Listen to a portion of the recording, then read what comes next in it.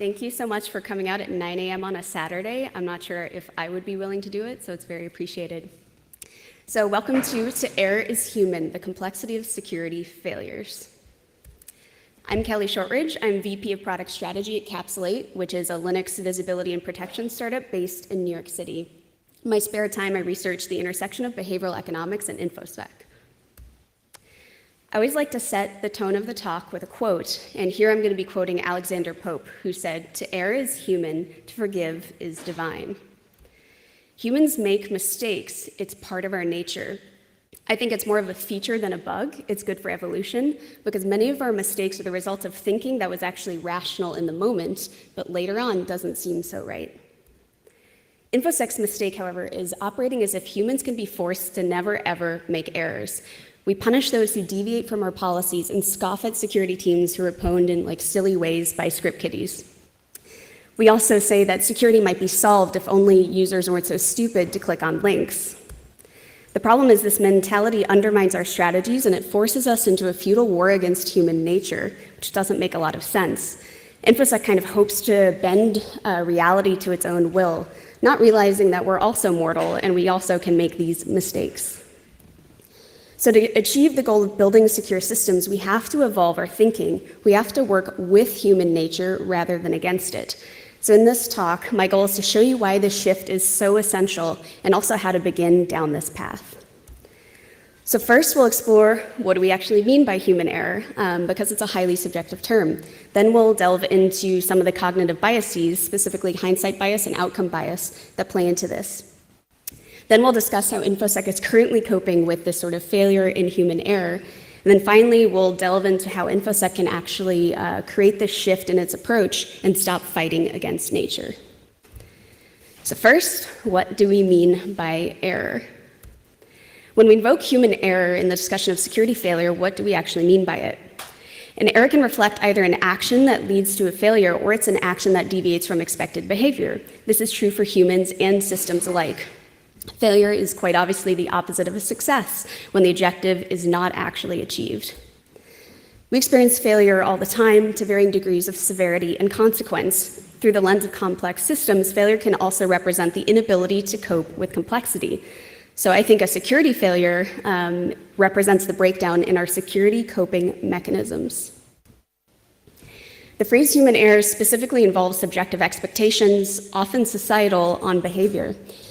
Is it a human error if a sales engineer downloads some executable so they can run a demo call and that leads to a sale? A security person may think so, but the sales leader may not think so. Is it human error to overlook one of 1,000 alerts, 90% of which are false positives, and that was about potentially malicious endpoint activity?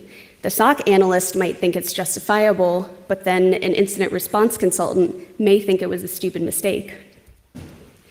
Understanding why an incident happened is obviously essential for process improvement. The problem is if human error means a human performed an action that contributed to failure, that's not that useful, but at least it's more constructive because it encourages an exploration of all the things that led to the failure. But if human error means the blame for the error rests on the human, that's entirely unproductive. You're really unlikely to learn much from your incident review. Aviation, manufacturing, and healthcare have all experienced this revolution in thinking. Healthcare, there's tons of literature on this, and I have my sources at the very last slide, is still struggling to change its ways in light of the fact that human error empirically doesn't really exist. The problem is much of healthcare views all areas as mistakes, which are inappropriate intentions, rather than slips, which are unintended actions. I think InfoSec is pretty similar in that way. So across industries, all human error usually shows is that a human was involved in the failure somehow, which isn't very illuminating until we have everything driven by AI and some sort of horrible dystopia. So ultimately, human error means different things to different people. The term is much less grounded in reality than we think. So in truth, most of what we deem human error is really tainted by our cognitive biases, specifically hindsight bias and outcome bias. Cognitive biases represent mental shortcuts that are optimal for evolution, but not necessarily for the cognitive demands that pervade our modern environments. We have to learn from the past in order to progress. The problem is our lizard brains, as I call them, the kind of evolutionary thinking we have, can take things too far and veer into the territory of hindsight bias. So what is hindsight bias? It involves our present knowledge influencing our consideration of past events, the I knew it all along effect, or what's also called the curse of knowledge. For example, think about all the armchair experts that come out on Twitter or LinkedIn or everywhere else after every breach, talking about how obvious it was that a breach would happen. Repeated experiments show that people tend to overestimate their predictive abilities when they don't have the benefit of this future knowledge. So as a practical example, people condemned financial analysts who didn't predict the 2008 financial crisis across the world. They deemed it as inevitable and that all the signs were there and how could anyone have missed it? In InfoSec, I remember when the Sony Pictures leak happened, many people didn't actually believe it was North Korea. They believed this now defunct Norse company, which was the one with the pew pew map, if you remember that, over US officials that said it was North Korea.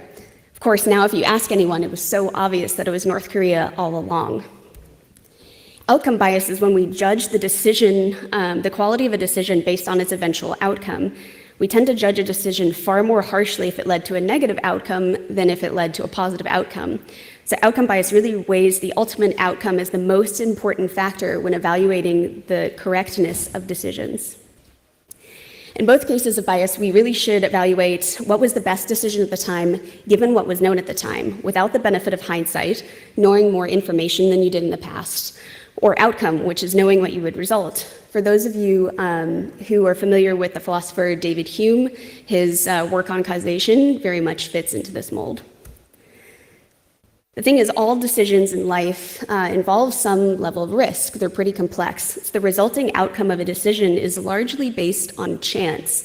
So if you subscribe to the multiverse theory, whatever your most recent stupid decision was, like coming to a 9 a.m. talk on a Saturday, that resulted in something terrible in our world, actually resulted in something great in another world, which maybe is a little comforting. So when we succumb to outcome bias, we're really unfairly holding people accountable for things that are outside of their control. The classic example of outcome bias is that people rate the decision to operate far more harshly if the patient died than if the patient lived. But logically, the decision to operate should be the same regardless of outcome because you had the same probability of success going into it each time. So this sort of evaluation really punishes practitioners for only holding knowledge of the present, not the future, which is super unfair. So how many of you heard about the latest Capital One breach? Okay, a few of you. So Capital One was hacked kind of by an insider who at least had some familiarity. There seemed to be a misconfigured WAF, et cetera, et cetera. But when Capital One was breached, there was a lot of talk about how Capital One's kind of cloudy and DevOpsy strategy didn't work. And they had been pretty vocal about pursuing this kind of approach with modern infrastructure. They definitely experienced a security failure, but I think any of us who were external to them can't really judge if it was a failure of strategy or not.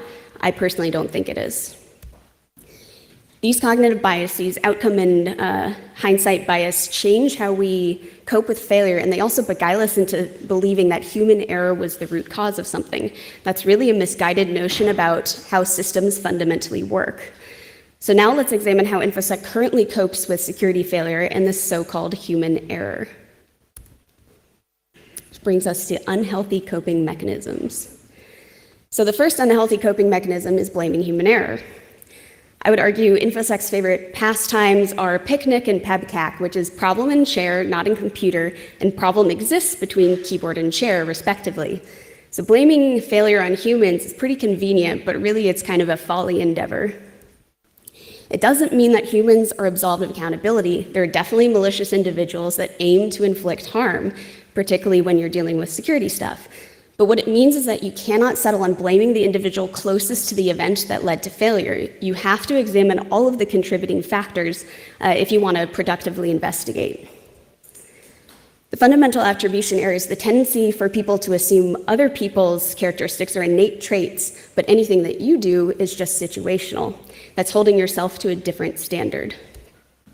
So for example, if, and this has happened to me, if we as InfoSec professionals fall victim to a phishing test in an organization, we'll probably laugh it off and be like, oh, I hadn't had my coffee, or I have a zillion things on my plate. But then if we see someone else clicking on a link in a phishing exercise, it's like, oh, well, they're lazy or sloppy or naive or inattentive and all of that stuff. So believing someone deliberately made the choice to go on this kind of error-prone path ferries us towards the strategy of blaming humans, which isn't great. Really, an error occurring represents the starting point for an investigation, not its conclusion.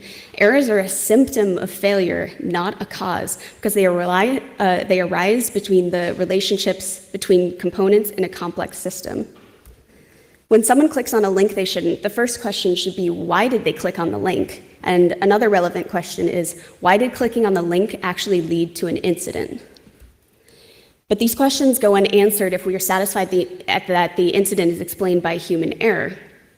We tend to follow it by a proposed mitigation like user education, which really doesn't have much of a chance of succeeding.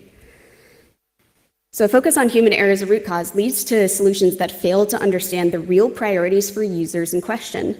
For example, expecting DevOps to suddenly care about implementing security in the software development lifecycle after a training module is unrealistic and unlikely to work. Some savvier InfoSec teams use a 5 whys approach, which is just asking why 5 times, getting deeper and deeper. And it's because they seek to understand the underlying factors that contributed to events to determine what other systems might have the same issue and how they can improve their systems. But there are still too many instances of blaming humans and firing them to solve the problem. Guessing everyone here probably heard about the Equifax breach, right? No one's raising their hand, but I'm going to assume so. So the ex-CEO of Equifax blamed human error for the breach. Specifically, one individual was identified as not ensuring communication got to the right person to manually patch the application. But there didn't appear to be an exploration of the friction-filled workflow for patching, the organizational pressures to maximize uptime, the reliance on legacy systems, nor the inappropriate workflow placement of the vulnerability scanner itself. So this isn't just a problem in InfoSec. In the investigation of 27 major aviation accidents by the National Transportation Safety Board in the United States, 96% cited humans as the probable cause of the accident, and 81% of those accidents cited humans as the sole cause. Similar stats are found in InfoSec. So 90% of the breaches reported to the U.S. Information Commissioner's Office between 2017 and 2018 cited human error as the cause of a breach. Verizon, if you're familiar with their data breach investigations report, tends to dig a little deeper, and they cited that 21% of breaches were caused by human error, which is better, but they're still probably not digging deep enough into the systemic factors that led to the breach. When we blame human error, we're really tacitly absolving technology from any culpability, which kind of sneakily encourages us towards behavioral control, technology accumulation, and misguided automation. The underlying theory is that if the human can be removed from the process, if we just get rid of the stupid idiot who's making all these mistakes, then error doesn't have a chance to occur. I think our eternal hope is that there's some tool around the corner that's suddenly going to save us from, all of these humans. Which brings us to unhealthy coping mechanism number 2, which is behavioral control. So as Kerm Henriksen and his colleagues said, an approach aimed at the individual is the equivalent of swatting individual mosquitoes rather than draining the swamp to address the source of the problem. It's not very productive. A sneaky way to tell yourself you're not blaming humans is to focus on protocol and policy violations, which feel neutrally stated, but still really at a fundamental level are blaming humans. If you believe the source of failure is by someone violating a single policy, then the typical conclusion is to resort to disciplinary measures, training programs, and writing new procedures that specify even narrower bands of behavior. I think evidence of InfoSec's predilection towards believing policy violations are the cause of a lot of incidents is the fact that we have this cornucopia of security education and awareness programs. There's security awareness training exercises, videos, even escape rooms now, not to mention the existence of Cybersecurity Awareness Month itself, which is this month. I think telling people to care about security is about as effective as what I'll tell you later, which is to think in systems. So I'm aware of the irony, but really, you can't just tell people to think differently. Restricting human behavior alone just will never work. The study of human factors, I think, is quietly growing in InfoSec, but most security programs still fail to incorporate an understanding of human strengths and limitations. I think the focus is too often on trying to force humans to fit the mold of ideal behavior rather than designing systems that minimize errors and inefficiency based on how people actually behave, their visual, cognitive, and even motor abilities. Part of this, I think, is due to status quo bias, which is the tendency to keep doing things the same way as they've always been done. Formal policies in general are rarely written by people who are in the flow of the work being policed. Seldom do you really see security professionals shadowing the workers whose behavior they're regulating to understand their priorities and challenges, their goals and their constraints. For the most part, security professionals rest at what's called the blunt end of systems. Think policymakers, administrators, regulators, tech creators, or tech suppliers. The sharp end, in contrast, is made up of the individual operators of systems. For an analogy, think of in healthcare, the surgeon is at the sharp end, while the healthcare policymaker in the government is at the blunt end. Unfortunately, people tend to blame whomever lies closest to the error, which tends to be at the sharp end.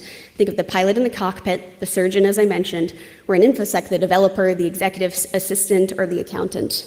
But these operators tend to be the inheritors of system defects, not the creators of them. These defects are really created by factors well outside of the control of the operators themselves, such as bad implementation, unsatisfactory design, poor maintenance, and undesirable management decisions. As James Reason put it, the human error by operators adds a final garnish to the lethal brew whose ingredients have already been long in the cooking. Returning to the Equifax example, they did have a 48-hour patching policy, which obviously was not followed. I think for months on end it wasn't followed, for the Apache Struts vulnerability. But there appeared to be no real enforcement mechanism for the policy, nor some sort of reminder in work streams, and definitely no automation.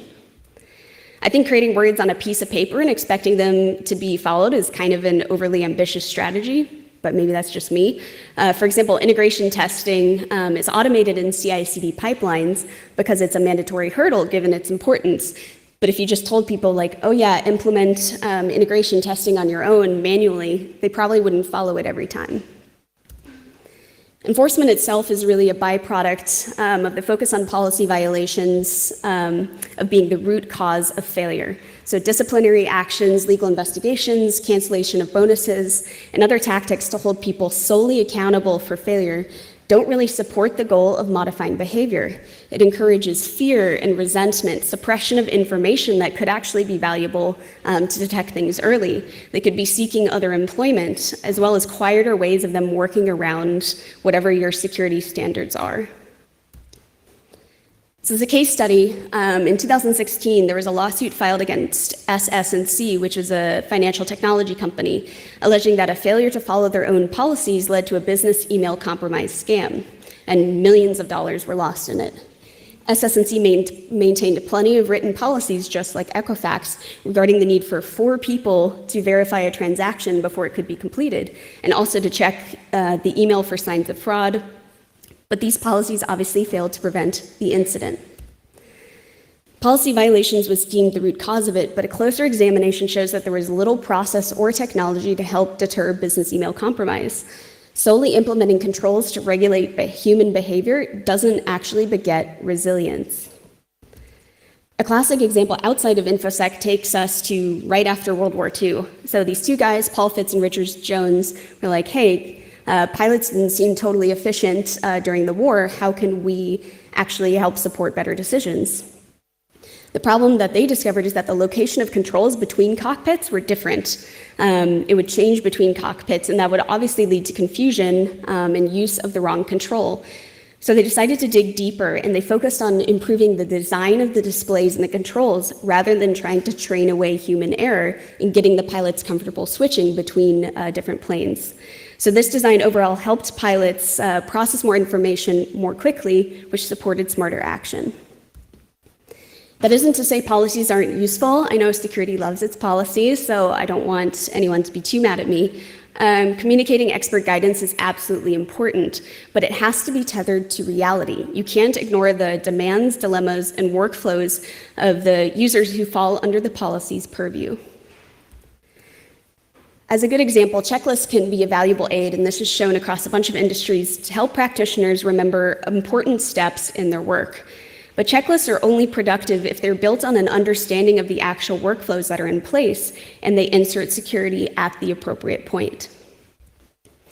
Ultimately, policies must encourage safer contexts, not lord over human behavior with an iron fist. Across other disciplines which have wrestled with this problem of human error, engineering controls end up being the preferred method of reducing failure. And this will frame our discussion of how to cope with security failure better in the next section. But finally, for the last unhealthy coping mechanism is the just world hypothesis. Attempting to find the ultimate seed of failure, whether the seed is an errant human or a policy violation, is really a mechanism for coping with fear. If we accept that everything kind of hangs in this delicate balance and that the same kind of things can lead to both success and failure, we realize that it's not due to a single event that failure happens. It's this kind of interrelation of factors, the fact that all of these components align in a way to create failure. And that means the world feels like a more disordered and dangerous place. This concept obviously naturally fuels fear. Humans tend to prefer believing that the world is an orderly, just, and consequential place, which is what's known as the just world hypothesis. So believing that the same components and procedures can lead to success and failure, that there's not just a single event that sets destiny, violates this just world hypothesis. So how many of you have seen the HBO series Chernobyl? Okay, a lot of you, perfect. So the contributors to failure existed well before the days or even weeks leading up to the meltdown, and it was far from a linear process. As the researcher Kim Vincente points out, reduced operating power, a disabled safety system, a lack of information about system state, missing feedback for operator actions, unfamiliarity among operators for such an anomalous situation, and the complexity of the nuclear reactor itself all contributed to failure. It just wasn't one single event. So any one of these factors in isolation may not have actually led to a meltdown. It was alignment of these kind of unfortunate stars that led to this disaster. Errors should probably be seen as the kind of to be expected byproduct or side effect of the pursuit of success under resource constraints. The routes to failure are generally longer and more circuitous than we conceive, which requires us to zoom way out and start looking at a systems level. Which brings us to how we can more productively deal with security failures, discarding human error, behavioral control mechanisms, and the just world hypothesis to do so. Now it's time to make failure epic.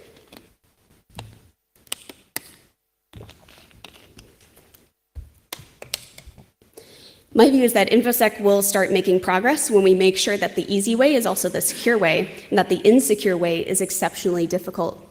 We need to offer our hard-earned expertise to our colleagues to help them navigate the complexity of systems to reach their goals.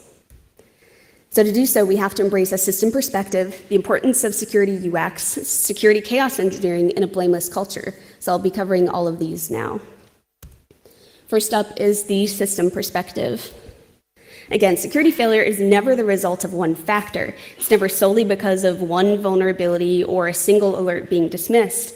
Failure works more like a symphony with multiple factors interacting in changing ways. So security teams must adopt a systems perspective when seeking to understand security failure, expanding your focus to really look at the relationships between components rather than pinning the blame to a single factor. So probably most of you know what a system is, but just in case, a simplified definition is as a set of interdependent components interacting to achieve a common overarching goal. Systems thinking is not natural to most humans. There's plenty of experimental evidence about that. My experience, this definitely extends to InfoSec professionals. There are some generalists in InfoSec, but I think as an industry, we tend to be pretty specialized, which means that you're really only seeing a narrow slice of kind of the overall security system. You're not seeing how all of the different components interrelate. The problem is only looking at one component will leave you blind. As Nancy Leveson said, a narrow focus on operator actions, physical component failures, and technology may lead to ignoring some of the most important factors in terms of preventing future accidents. A systems perspective can't just be limited to technology. The way humans use technology also involves economic and social factors, which are almost entirely ignored by traditional InfoSec teams. So economic factors in an organization include revenue and profit goals, how compensation schemes are structured, or other budgetary decisions. Social factors in an organization include its key performance indicators, the performance expectations on employees, what sort of behavior is rewarded or punished, or other cultural facets. As an industry, we tend to conceive of vulnerabilities as some sort of flaw born by software, but we overlook the vulnerability in incentivizing employees to do more work and faster. We overlook the vulnerability in giving bonuses to yes people and people who are politically savvy.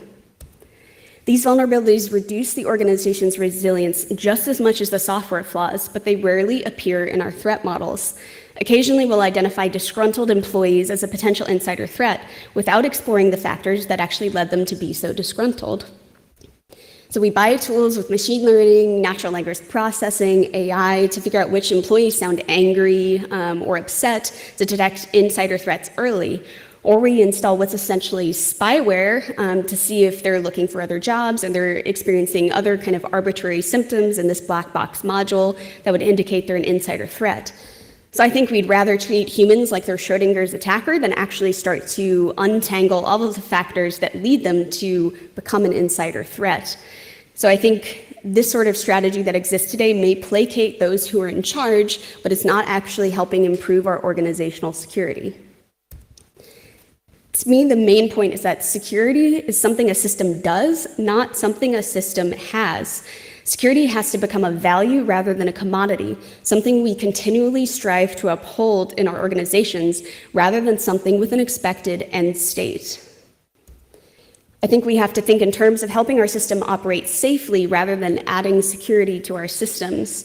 With this view, you can see how failure unfolds within the system, which allows you to begin identifying points at which the progression of the failure might have been stopped or somehow diverted. And I think this helps inform what signals we can start collecting early to help identify failure earlier. This is the risk of poorly chosen health metrics and other security vanity metrics. They don't provide you with the full picture of organizational security. The percent of users clicking on phishing links in your organization doesn't tell you whether your organization will experience a horrific incident if someone actually clicks on the link. The percent of phishing that bypasses controls is far more valuable, or even the percent of people that are reporting phishing. Also, perhaps the number of vulnerabilities found matters less than their severity and how quickly they're being remediated, how early in the software development lifecycle they're being fixed. Part of this is InfoSec needs to really analyze the mismatch between the organization's self-perception and its reality. As Toby Kohlenberg, who's head of red teaming at Dropbox, opined, red teaming done properly adopts the mental of a devil's advocate, performing alternative analysis to enhance decision-making. Security teams, not just red teams, should perform alternative analysis for their organization, helping it view problems through a different lens and pushing back against the Kool-Aid drinking that can lead to complacency. The alternative analysis must also include consideration of outside perspectives. In red teaming, this manifests as thinking like your adversary. For defenders, I think it should additionally manifest in user research, understanding of the users building, maintaining, and using the systems in your organization so that the security program is not built on this fantasy view of how your organization works. So adopting a systems perspective is the first step to better coping with security failure because it allows you to see how a combination of long-standing problems with acute events leads to failure. Security UX is the next step. Security has to recognize that much of security failure originates in competing goals and the harrowing pressure required to meet those goals. The accountant who wires money out to attackers due to business email compromise does so for a reason, and it's not because they're stupid. What drives their promotion opportunities? What drives their firing? Does the accounting team measure success based on minimizing transaction time? Many, but certainly not all, performance goals in an organization will be in conflict with the security. So your job as defenders is to help your colleagues cope with this mess. A core principle to understand is that human attention is a finite and precious resource. Just because you believe that security should be the priority doesn't mean it will when so many other things are competing for limited cognitive bandwidth. What sort of events draw practitioners' attention? How can you instead draw attention towards security concerns instead? You can't answer these questions without user research, otherwise it will just be guesswork. UX is more than just figuring out like button placement, which is more UI anyway. It explores how information should be presented and how to help practitioners better perform their work. So Katie McCaffrey at Microsoft had this great tweet recently. She said, daily reminder for DevOps and InfoSec people designing tools. Alerts that always show up red don't make your systems more reliable or secure. They just teach people to ignore alerts. I think her words are pretty wise. We have to always consider what behavior we're encouraging, what other cognitive demands are present on the user, and how we can incentivize the user to turn their attention towards security. So I recently read an article that Raytheon designed an aircraft safety system to flash a big red alert that proclaimed cyber anomaly in all caps. It's kind of ridiculous.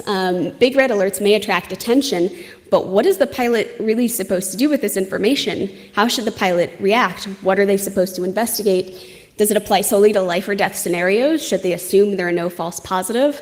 Creates a lot more questions, I think, than answers. All of these considerations can be realized through choice architecture, which I think is a sorely underutilized tool within InfoSec. Choice architects have the responsibility for organizing the context in which people make decisions. Nudging users towards desired behavior through smart design can encourage security in a very natural way, rather than feeling like some sort of bolted-on intrusion.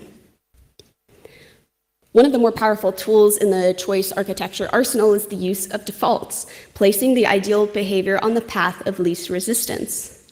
So requiring two-factor authentication to set up an account represents the use of default. Implementing security tests into CI/CD pipelines is another form of default. Users, of course, will probably still be upset about some security policies getting in the way of your work, but your job is to balance reasonable reality-grounded policy with ensuring systems operate safely. Once you understand that humans tend to make slips, which are unintended actions, rather than mistakes, which are inappropriate intentions, you start to focus your attention on the design of systems with which humans interact. That includes software, devices, protocols, and also work environments. So tactics to reduce slippage include checklists as memory aids, forcing functions and defaults to reduce workarounds, removing complexity and functionality sprawl from software, and eliminating distractions at points of workflow that require the utmost attention. Think of when the SecOps analyst first sees that there's some sort of major horrible alert that happens. They need their full attention on that. When you design security procedures, security software, or security tests, you're probably thinking of some sort of predetermined usage pattern for how people should be using it. If it's poorly designed and doesn't cover all use cases that arise, though, users will be inventive and they'll find workarounds. So strong security design conceives the potential for deviations, supporting workarounds that allow flexibility, but also minimize the risk arising from non-standard user strategies.